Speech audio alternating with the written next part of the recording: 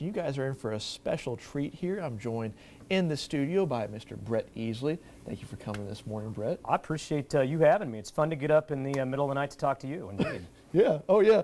We've got our coffee in here. We were just talking about that. We're all jazzed up to have a discussion. If you don't know Brett yet, which I would be baffled by it, it's a smaller town here, so many people probably recognize him. I'm just going to give you a quick CV history. Obviously, director of sports at Missouri Western for a number of years, and you know, obviously all the stuff that has to do with mentorship to the youth, the athletes there.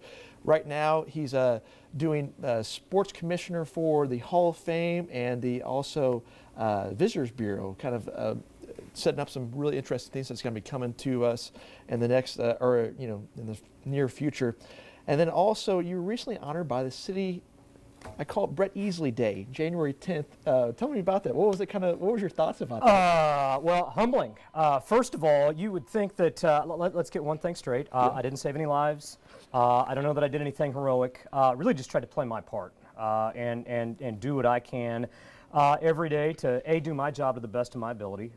B, set up the absolute best experience that I can for my colleagues, student athletes, folks that come to town, which is a big passion of mine, and really try to portray and display our city on the spotlight as best I can.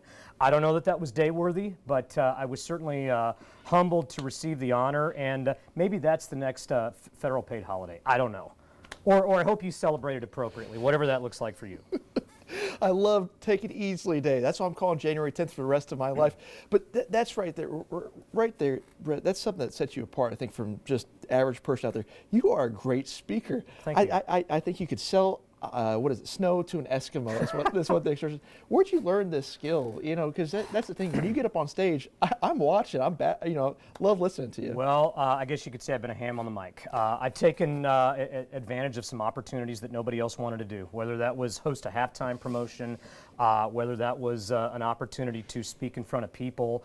I wanted to be a sports broadcaster growing up. There's a lot of people that don't know that about me, and I've actually gotten to live that down a little bit over the years. But I guess for a guy of my stature, I've got a pretty strong voice. Again, I'm not real sure where that comes from, but I just always get on whenever I'm in front of people. If you give me a minute, I'm going to take a minute. You give me 10, I'm going to take 10. But I'm not going to take 20. So I've always tried to keep it short and sweet, get to the point, and speak with a lot of energy, because that's what I feel like gets people engaged. Yeah, love that about you. And you know, he does more than just sports. He's also spoke for the United Way. Obviously, connected here in town. St. Joe means a lot to you, and it's nice to see you give back. Tell me about this next experience you're going to have with the Visitors Bureau and Sports Commish for the Hall of Fame. What's this going to be entailing? Well, so I chaired our Sports Commission in a volunteer role for the last 3 years, and helped, along with several folks, get our commission back up and going here in St. Joe. And I was presented with the opportunity by Marcy Bennett, who's the executive director at the CVB here in town, to come on board with that team full time. And it was an opportunity that I couldn't refuse, because when I look back over 20 years on my career, what I've really enjoyed the most, above and beyond everything else, is bringing events to St. Joe, showcasing our wonderful city, and really trying to look at what's next. And so the thought to be able to work on that almost exclusively every day, every week, was an opportunity that I couldn't refuse. And then the opportunity to just work with tourism in general. I love the possibilities of our city. We have a great framework within to work with, and just the opportunity to again, play my part and help advance that, whatever that may look like moving forward, was an opportunity that really excited me. This is the person that you want at the helm of the parade for St. Joe. Brett is working on a D2 women's basketball Elite 8, possibly coming here in 2023, 2024. Real quick, we don't have much time left, but what could this mean for St. Joe if we get this? Well, number one, economic impact, economic development. When you look at the last time the tournament came to St. Joe in 2011, this is an economic impact of $3 to $4 million when you think about the teams that come to town alone, and that's just 1 week.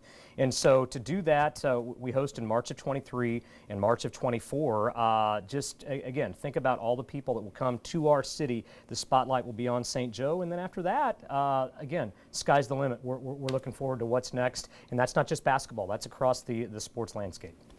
Love it. I get so excited for things just talking to Brett. That energy just gets me. I need to going. hire you as my campaign manager. I'm going to remember that. Please, treasurer. Mark and I will team up on this one.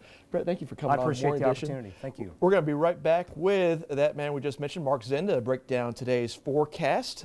We'll be right back.